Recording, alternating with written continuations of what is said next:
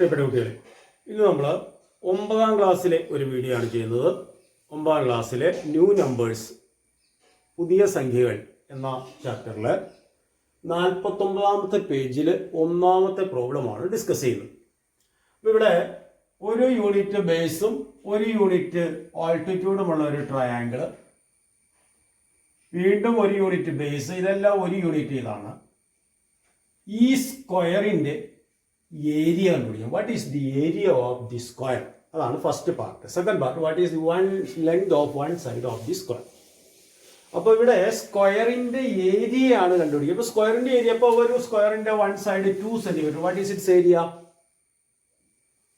2 centimetre സൈഡുള്ള സ്ക്വയറിന്റെ area 2 square ആയിരിക്കും. If one side is 2 centimeter, its area is 2 square.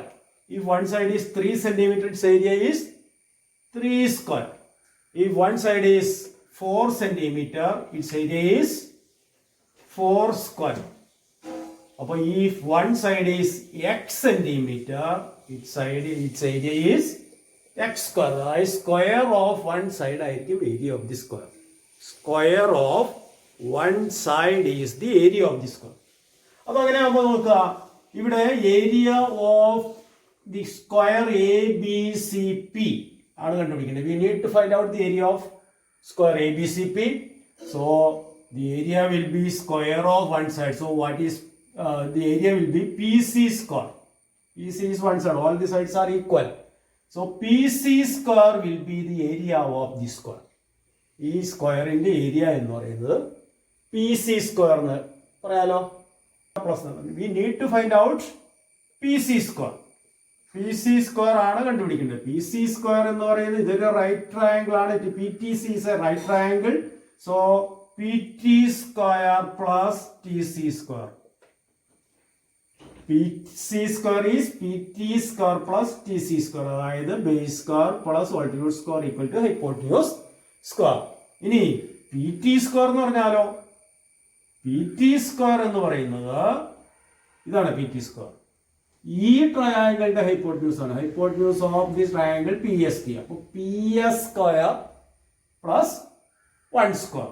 അപ്പോൾ ഇവിടെ പി ടി സ്ക്വയർ എന്ന് പറഞ്ഞാൽ P S square plus P S square plus 1 square. P T square is P S square. ഇത് base, ഇത് altitude 1 എന്ന് പറഞ്ഞിട്ടുണ്ട്. അപ്പോൾ P S square plus 1 square ആണ് പി ടി സ്ക്വയർ.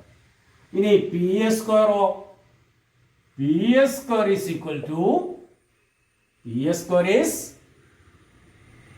ഈ റൈറ്റ് ട്രയാങ്കിളിന്റെ ഹൈപ്പോട്ടന്യൂസ് ആണ്. Hypotenuse of the right triangle P R S. So P R square plus 1 square. P R square plus 1 square. P R square plus 1 square ആണ് P S square. ഇനി P R square എന്താന്ന് നോക്കാം. P R square is right triangle with hypotenuse P R, base 1, altitude 1. അപ്പോൾ P R square is 1 square plus 1 square. അപ്പോൾ മനസ്സിലാക്കേണ്ട എത്രയാണ്? Area of the square we need to find out. Area of the square is square of one side. Here P C is one side. If you choose, all sides are equal. So PC square is the area, and PC square we get from this right triangle about PT square plus 1 square. But PT square you will get from this right triangle. It is PS square plus 1 square. PS square you will get from this right triangle. That is PR square plus 1 square. And PR square you will get from this right triangle. It is 1 square plus 1 square. And 1 square plus 1 square we know. 1 square is 1.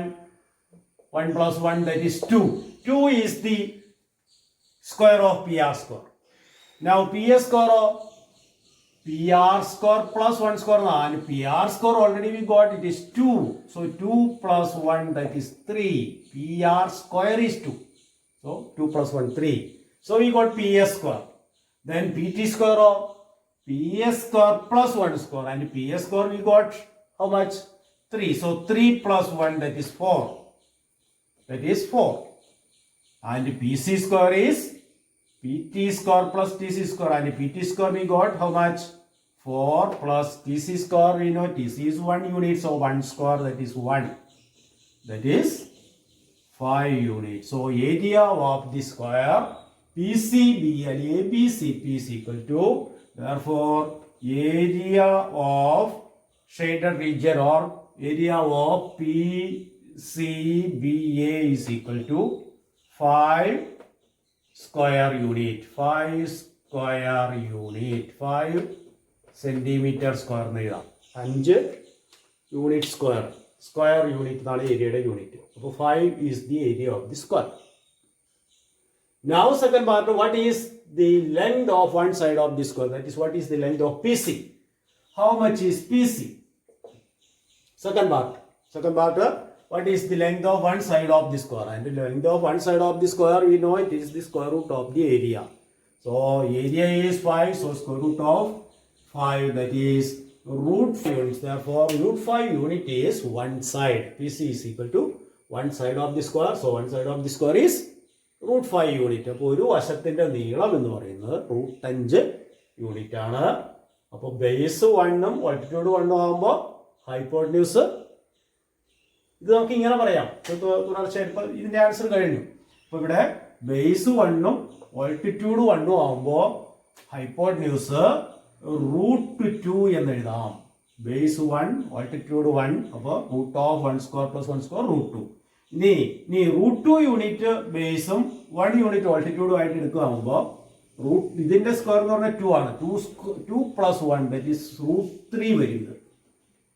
അതുപോലെ തന്നെ root 3 unit ബേസും 1 unit altitude ആകുമ്പോൾ root 4 വരും. root 4 unit ബേസും 1 unit altitude ആകുമ്പോൾ root 5 വരും. ഇതിങ്ങനെ continuous ആയിട്ട് നമുക്ക് വരച്ചു പോകാം. ഒന്ന് വരച്ചു നോക്കിയാലോ? അതിന് സ്ക്വയർ റൂട്ട് സ്പൈറൽ എന്നാ പറയുക. ഒന്ന് വരച്ചു നോക്കാം. അപ്പോൾ ഒരു യൂണിറ്റ് എന്ന് പറഞ്ഞാൽ നിങ്ങൾക്ക് ഇഷ്ടമുള്ള ഡിസ്റ്റൻസ് എടുക്കാം. ഒരുപാട് വലിയ യൂണിറ്റ് എടുക്കണ്ട, ചെറിയ യൂണിറ്റ് എടുത്താൽ മതി. ഒരു 1.5 സെന്റിമീറ്റർ ഒക്കെ എടുത്തോളൂ. അപ്പോൾ 1 unit base, 1 unit altitude, hypotenuse വരയ്ക്കുക. കോമ്പസും സ്കെയിലും പെൻസിലും ഒക്കെ ഉപയോഗിച്ച് കൃത്യമായിട്ടൊന്ന് വരച്ചു നോക്കുക. ആ ബുക്കിന്റെ നടുക്കായിട്ട് വരയ്ക്കണം കേട്ടോ. അത് ഇങ്ങനെ ഒരു സ്പൈറൽ ഷേപ്പിൽ വരുന്നതായിട്ട് കാണും. ഒന്ന് വരച്ചു നോക്കാം നമുക്ക്. ഓക്കെ, വരച്ചു നോക്കാം. ഒരു യൂണിറ്റ് ബേസ് വരച്ചു. ഇനി പ്രൊട്രാക്ട് വെച്ച് 90 ഡിഗ്രി മാർക്ക് ചെയ്തു. ഓൾട്ടിറ്റ്യൂഡ് വരയ്ക്കുക. 1 യൂണിറ്റ് ഓൾട്ടിറ്റ്യൂഡ്. അപ്പോൾ ബേസും ഓൾട്ടിറ്റ്യൂഡും 1 യൂണിറ്റ് തന്നെ എടുക്കുന്നു. ബേസും ഓൾട്ടിറ്റ്യൂഡ് അത് കോമ്പസ് ഉപയോഗിച്ച് കൃത്യമായിട്ടൊന്ന് മെഷർ ചെയ്ത് കാണിക്കുന്നത് നന്നായിരിക്കും. ഇവിടെ ഇതാണ് 1 യൂണിറ്റ്. ഇത്രയാണ് നമ്മൾ എടുത്തിരിക്കുന്ന ഡിസ്റ്റൻസ് 1 യൂണിറ്റ്. അത് തന്നെയായിരിക്കണം എല്ലായ്പ്പോഴും 1 യൂണിറ്റ് ആയിട്ട് എടുക്കുന്നത്. ഉണ്ടാവും ഇവിടെ പറയും. അപ്പോൾ അതിൻ്റെ ഹൈപ്പോട്ടന്യൂസ് വരയ്ക്കുക. ഇത് 1 യൂണിറ്റ് ബേസും 1 യൂണിറ്റ് ഓൾട്ടിറ്റ്യൂഡുമായി ഹൈപ്പോട്ടന്യൂസ് വരയ്ക്കുക. അപ്പോൾ ഇത് 1 യൂണിറ്റ്, ഇത് 1 യൂണിറ്റ്. അപ്പോൾ hypotenuse root 2 unit. Using protractor, draw an angle of measure 90 degree at this vertex. ഇങ്ങനെ വരയ്ക്കുക.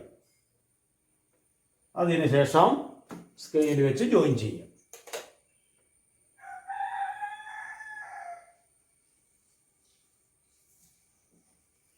അതിന് 1 യൂണിറ്റ് മാർക്ക് ചെയ്യുക കോമ്പസ് ഉപയോഗിച്ച്. ഇത് 1 യൂണിറ്റ് ആദ്യം നമ്മൾ മെഷർ ചെയ്തിട്ടുണ്ടായിരുന്നു. ഇതാണ് 1 യൂണിറ്റ്. അത്രയും തന്നെ ഇങ്ങോട്ട് വരണം. എല്ലാം 1 യൂണിറ്റ് ആയിരിക്കും കേട്ടോ. 1 യൂണിറ്റ്. ഇനി സ്കെയിൽ വെച്ച് ഇത് ജോയിൻ ചെയ്യുക.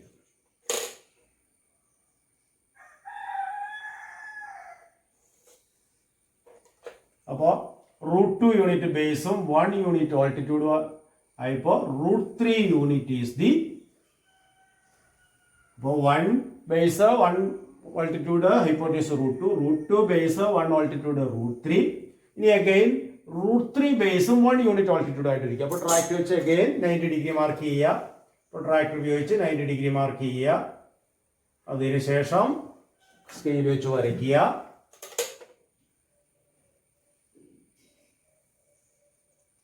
അതിനുശേഷം കോമ്പസ് ഉപയോഗിച്ച് ആ 1 യൂണിറ്റ് തന്നെ കൃത്യം ഇത് ഇവിടെ എടുത്ത അതേ മെഷർ തന്നെ. ആ മെഷറിന് മാറ്റിയില്ല. ആ മെഷർ കോമ്പസിൽ നമ്മൾ കൃത്യമായിട്ട് കോമ്പസ് ഉപയോഗിച്ചാകുമ്പോൾ കൃത്യമായിട്ട് കിട്ടും. അപ്പോൾ അത് വരയ്ക്കുക, കൂട്ടി വരയ്ക്കുക.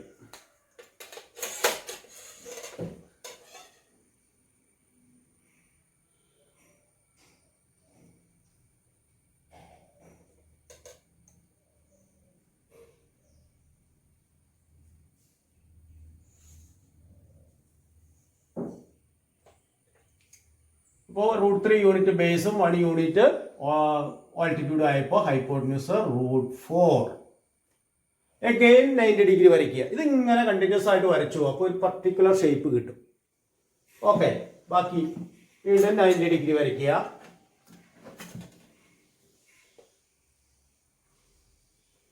ഡിഗ്രി വരയ്ക്കുക.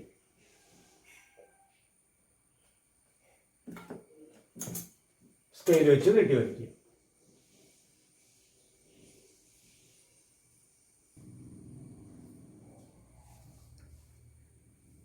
അപ്പൊ നമ്മളിങ്ങനെ വരച്ച് മുഴുവൻ ഇങ്ങനെ കണ്ടിന്യൂസ് ആയിട്ട് വരച്ചു കഴിഞ്ഞാൽ ഇതുപോലെ ഒരു സ്പൈറൽ ഷേപ്പ് കിട്ടും. ഇത് നീ വരച്ച് വരാം.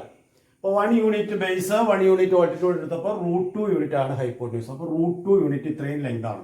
ഇത് 1 യൂണിറ്റ് ആണ്, ഇത്രയും ലെങ്ത് ആണ് √2 യൂണിറ്റ്. അഗൈൻ √2 യൂണിറ്റ് ബേസും 1 യൂണിറ്റ് ആൾട്ടിറ്റ്യൂഡ് എടുത്തപ്പോൾ ഹൈപ്പോട്ടന്യൂസ് √3 യൂണിറ്റ്. √3 യൂണിറ്റ് ബേസും 1 യൂണിറ്റ് ആൾട്ടിറ്റ്യൂഡ് എടുത്തപ്പോൾ √4 യൂണിറ്റ് ഈസ് ദി ഹൈപ്പോട്ടന്യൂസ്. അതുപോലെ √4 യൂണിറ്റ് ബേസും 1 യൂണിറ്റ് ആൾട്ടിറ്റ്യൂഡ് എടുത്തപ്പോൾ ഹൈപ്പോട്ടന്യൂസ് √5 യൂണിറ്റ്. നീ √5 യൂണിറ്റ് ബേസും 1 യൂണിറ്റ് ആൾട്ടിറ്റ്യൂഡ് എടുത്തപ്പോൾ ഹൈപ്പോട്ടന്യൂസ് √6 യൂണിറ്റ്. അപ്പൊ ഇതിങ്ങനെ കണ്ടിന്യൂസ് ആയിട്ട് നമ്മളിപ്പോൾ വരച്ച പോലെ കണ്ടിന്യൂസ് ആയിട്ട് വരച്ചു പോകണം. അപ്പൊ ഈ യൂണിറ്റ് അല്ല, ഇതാണ് ഒരു യൂണിറ്റ് ആയിട്ട് എടുത്തത്. ഈ ഡിസ്റ്റൻസ് എല്ലാം സെയിം ആണ്. കണ്ട, ഈ ഡിസ്റ്റൻസ് എല്ലാം സെയിം ആണ്. ഈ ഡിസ്റ്റൻസ് മാറി മാറി വരും. ഇതിന്റെ distance √2 unit, √3 unit, √4 unit, √5 unit, അങ്ങനെ √12 വരെ ഞാനിവിടെ വരച്ചിട്ടുണ്ട്. ഇതിനെയും കണ്ടിന്യൂ ചെയ്യുക. അങ്ങനെ കണ്ടിന്യൂ ചെയ്താൽ ഇങ്ങനെ കറങ്ങി കറങ്ങി വീണ്ടും വരും. അത് ഒരു ഒച്ചിന്റെ ഷേപ്പായിട്ട് വരും. അപ്പോൾ ഒച്ചിന്റെ ഒരു ഷെല്ലിന്റെ ഷേപ്പ് വരും. അപ്പോൾ ഇത് ഇവിടെ ശ്രദ്ധിച്ചാൽ മനസ്സിലാവും. √4 ഇതില് 2 ആണെന്നറിയാം. ഈ √4 എന്ന് പറയുന്നത് സാധാരണ നമുക്ക് പരിചയമുള്ള നമ്പറാണ്. അതുപോലെ √9 എന്ന് പറയുന്നത് പരിചയമുള്ള നമ്പറാണ്. പരിചയം ഇല്ലാത്ത നമ്പർ ഏതായിരുന്നു? √2, √3, √5, √6, √7, √8, √10, √11, √12 etc. are not, they are new numbers for us. So ഈ നമ്പേഴ്സ് ആണ് ഇറാഷണൽ നമ്പേഴ്സ്, അഭിന്നകങ്ങൾ എന്ന് പറയും. ഇറാഷണൽ നമ്പേഴ്സ്, അതിന്റെ p/q എന്ന രൂപത്തിൽ എഴുതാൻ പറ്റാത്ത നമ്പർ നമ്മൾ ഇതിനു മുമ്പ് ഡിസ്കസ് ചെയ്തായിരുന്നു. p/q എന്ന രൂപത്തിൽ എഴുതാൻ പറ്റാത്ത നമ്പേഴ്സ് ആണ് ഇറാഷണൽ നമ്പേഴ്സ്. √2, √3, √5, √6, √7, √8, √10, √11, √12 ഇതൊക്കെ ഇറാഷണൽ നമ്പേഴ്സ്. ഇപ്പോഴും ഇത് നിങ്ങളുടെ നോട്ട്ബുക്കിലേക്ക് ഒന്ന് വരയ്ക്കണം. നിങ്ങൾ 1 യൂണിറ്റ് എന്നുള്ള ഇഷ്ടമുള്ള ഡിസ്റ്റൻസ് നിങ്ങൾക്ക് എടുക്കാം. അത് ഒരു 1.5 സെന്റിമീറ്റർ എടുത്തോളൂ. അപ്പോൾ ഒരു ഭംഗിയായുള്ള ചിത്രം, ഒരു പേജ് നിറയെ ഒരു നല്ല ഒരു ചിത്രമായിട്ട് കിട്ടും. അപ്പോൾ √2, √3 ഇതിനാ സ്ക്വയർ റൂട്ട് സ്പൈറൽ എന്ന് പറയുക. Square root spiral. അപ്പോൾ ഇതിൽ റാഷണലുണ്ട്. അതിൽ ഈ റാഷണൽ നമ്പേഴ്സ് നോട്ട് ചെയ്യുക. റാഷണൽ നമ്പേഴ്സ് നമുക്ക് പരിചയമുള്ള √4, √9, √16, √25 ഇതൊക്കെ റാഷണൽ നമ്പേഴ്സ് തന്നെയാണ്. അത് ഇനി ഇതിൽ മറ്റൊരു പ്രത്യേകത നോക്കിയാൽ മനസ്സിലാവും. നമ്മൾ സ്ക്വയറിന്റെ ഏരിയ കണ്ടുപിടിച്ചത്. അപ്പൊ ഈ ട്രയാങ്കിൾ എടുത്തു കഴിഞ്ഞാൽ ഇത് 1 യൂണിറ്റ്, ഇത് 1 യൂണിറ്റ് ആയപ്പോൾ ഇത് സൈഡായ സ്ക്വയറിന്റെ ഏരിയ ആണ് 2 യൂണിറ്റ്, 2 യൂണിറ്റ് സ്ക്വയർ. അപ്പോൾ ഒന്നാമത്തെ ട്രയാങ്കിളിന്റെ ഹൈപ്പോട്ടന്യൂസ് സൈഡായിട്ട് വരുന്ന സ്ക്വയറിന്റെ ഏരിയ 2 സ്ക്വയർ യൂണിറ്റ്. രണ്ടാമത്തെ ട്രയാങ്കിളിന്റെ ഹൈപ്പോട്ടന്യൂസ് സൈഡായിട്ട് വരുന്ന സ്ക്വയറിന്റെ ഏരിയ 3 സ്ക്വയർ യൂണിറ്റ്. മൂന്നാമത്തെ ട്രയാങ്കിളിന്റെ ആകുമ്പോൾ 4 സ്ക്വയർ യൂണിറ്റ്. നാലാമത്തെ ട്രയാങ്കിളിന്റെ ആകുമ്പോൾ 5 സ്ക്വയർ യൂണിറ്റ്. ഇതാണ് ഇപ്പോൾ നമ്മൾ കണ്ടുപിടിച്ചത്. ഇനി അഞ്ചാമത്തെ ട്രയാങ്കിൾ ആകുമ്പോൾ 6, ഇത് സൈഡായിട്ട് വരുന്ന സ്ക്വയറിന്റെ ഏരിയ എന്ന് പറയുന്നത് 6 സ്ക്വയർ യൂണിറ്റ് ആയിരിക്കും. അതുപോലെ ആറാമത്തെ ട്രയാങ്കിൾ 6th ട്രയാങ്കിളിന്റെ ഹൈപ്പോട്ടന്യൂസ് സൈഡായിട്ട് വരുന്ന സ്ക്വയറിന്റെ ഏരിയ 7 സ്ക്വയർ യൂണിറ്റ് ആയിരിക്കും. Square unit.